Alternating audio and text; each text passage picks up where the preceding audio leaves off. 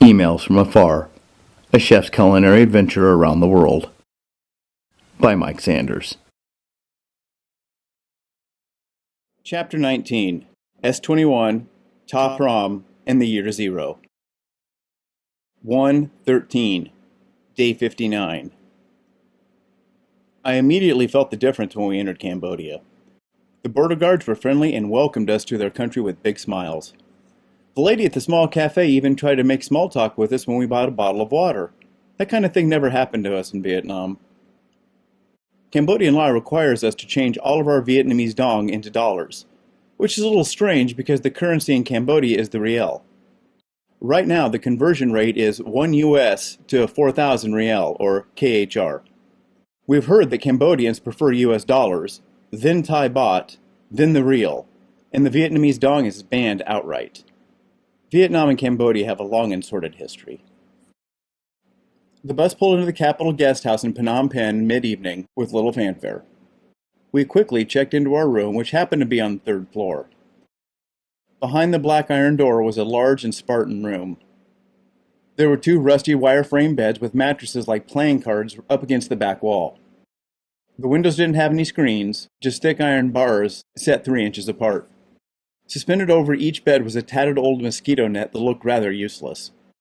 What first appeared to be a small closet turned out to be the bathroom. There was a nasty Western-style toilet and a shower head that was more rust than metal. The building's construction was basically that of concrete boxes stacked one on top of each other, like a prison. That's what this room felt like, a prison. It's clean, I guess, though it doesn't feel like it. For $3 a night in Cambodia, what do you expect, right?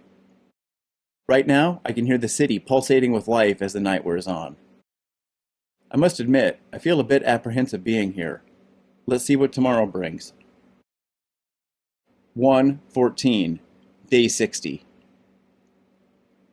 During the mid to late 70s, Cambodia was in the middle of an unspeakable genocide. The Khmer Rouge, or Red Khmer, led by the maniacal dictator Pol Pot. He seized power and emptied all of the cities in an effort to bring about a rural communist utopia. Much in the style of Stalin or Hitler, he started exterminating anyone he deemed a threat or undesirable in 450 camps spread throughout the country. The Khmer Rouge were ultra-communistic in their views, so anyone with an education, money, or who spoke politically was summarily executed.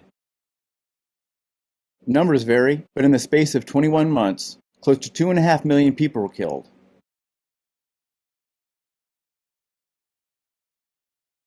Believe it or not, that's at a faster rate than even Hitler and the Third Reich achieved, which is hard to comprehend. To me, the most horrifying part about that truth is that Hitler's Germany was an industrialized country, meaning there were railroads, paved highways, industrial food production, and a heavy manufacturing industry. To put it short, a well-developed and vast infrastructure. With all of this at his disposal, he was able to build an expansive, gruesome death machine. Cambodia, on the other hand, has never had an infrastructure to speak of. With a single shoddy railroad, deplorable roads, subsistence agriculture, little electricity, and zero heavy industry, Cambodia is a country that's just creeping out of the Stone Age, to be honest. For the Khmer Rouge to be able to kill people faster than the Nazis without the supporting infrastructure of any kind is mind-boggling. The Khmer Rouge was so limited in their resources that they didn't even use bullets to kill their victims because they were too expensive and hard to replace. What was their standard method of execution, you may ask? Machetes. Palm frond machetes. There's a particular kind of palm that grows wild throughout the country, which can be used as a weapon. The long, extremely stiff stem of the frond is edged with barbs all the way down its length. The barbs are flat, irregular in shape, and hard as iron, which makes them something like a razor-sharp 3-foot-long wood saw.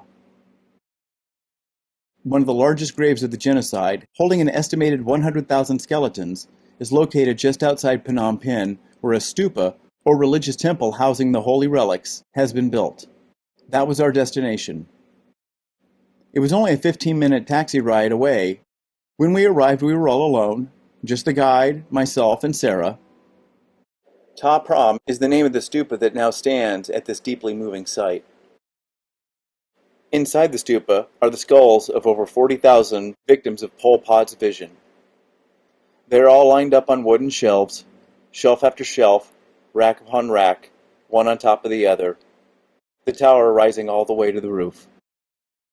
Around the base lay numerous iron shackles, now rusted from exposure to the harsh tropical elements. A honeycomb of large excavation pits, looking vaguely like rice paddies, covered the surrounding land. Row after row, all 8 feet deep and filled with prodigious amounts of short grass interspersed with tiny wildflowers. It seemed that there was a flower for every body pulled out of the ground, as the pits were completely lined with yellow and white. Walking around the pits along the prescribed path, our hearts heavy with grief, our feet would stir up small blue and white butterflies which had been resting on the flowers. As we passed, they would flutter around our legs and settle back down. It was completely surreal. I believe they were the lost souls of the victims, letting us know that they were still there, and that they didn't deserve this fate. Perhaps the butterflies were the souls of the victims looking for their lost bodies in the flowers. It was very moving to think about what happened some 35 years ago, walking through these fields of flowers and butterflies. Moreover, the ground itself was covered with small shards of bone and bits of clothing. No matter how much I tried to walk on the empty ground, I would inevitably step on a few fragments. Whole jawbones or boots would sporadically appear on the path. It was walking on someone's grave taken to the extreme, which made me very uncomfortable. A few giant trees, some living, some dead, were scattered about the site. Each one of them had some sort of sign on it.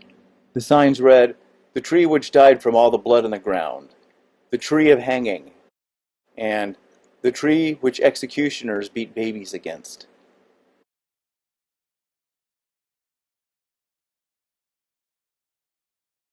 A few of the evil palms were still standing like menacing watchers over the graves. Their silhouette set against the graves sent an icy corkscrew shiver down my spine, quite literally.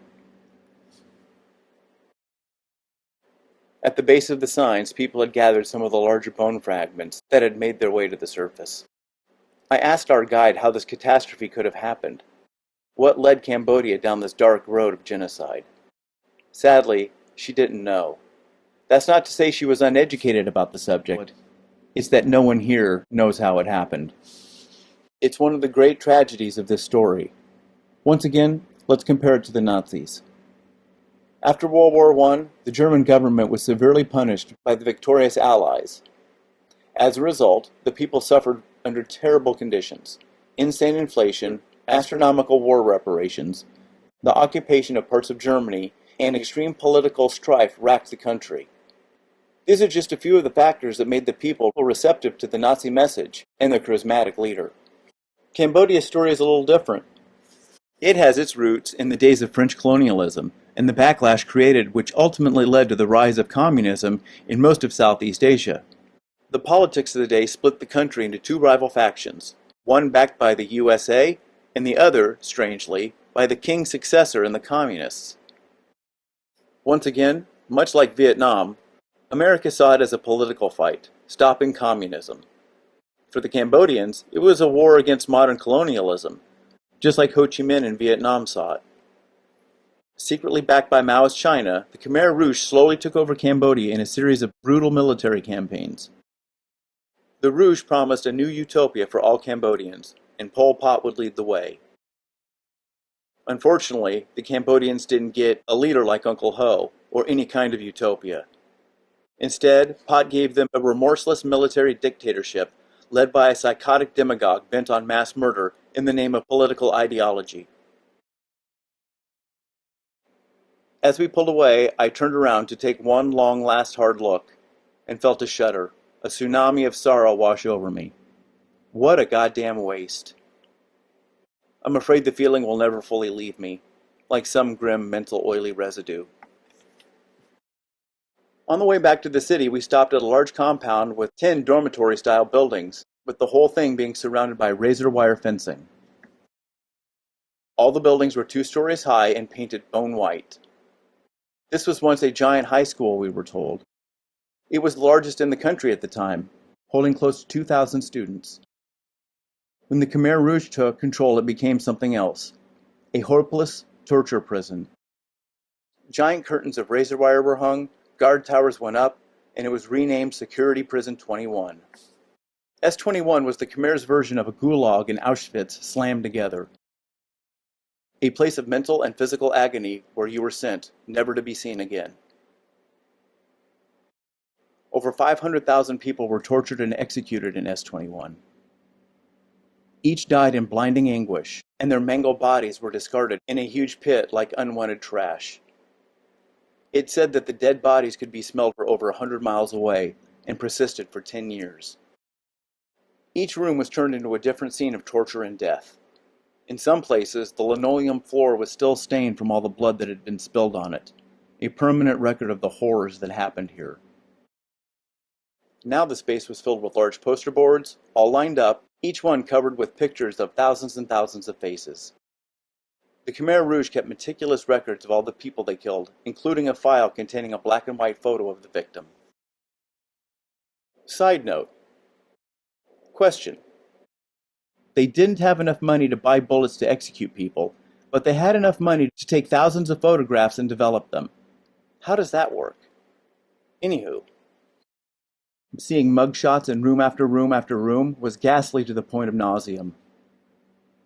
After so many faces, they all just started blurring into one long face, and my mind grew numb to what I was actually seeing. By the end, we were glad to leave. The torture of a fellow human being is hard to take, even in a respectful tourist manner. What a disgusting waste of life. I'm glad we went, but I can't say that it was a good time. It's hard to believe that people could do such things to others. What Hitler did was completely evil. What Stalin did with his purges was horribly misguided. Rwanda, the breakup of the former Yugoslavia, and the Armenian slaughter in Turkey are all tragic examples of ethnic cleansing. But what I saw here takes the cake.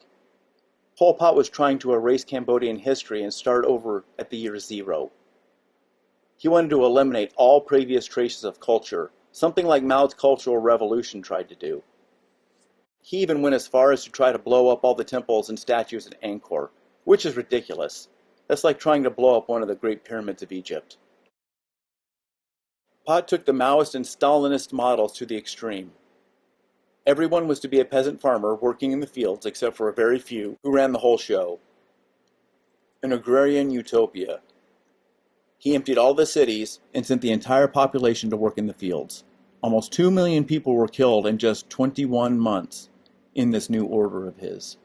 It grew so bad that Vietnam, Cambodia's historic enemy, decided to step in and stop it. Now how crazy is that? Your historic enemy and greatest rival thinks that what's happening to you is so bad he's willing to step in and save you. But that's just what the Vietnamese army did.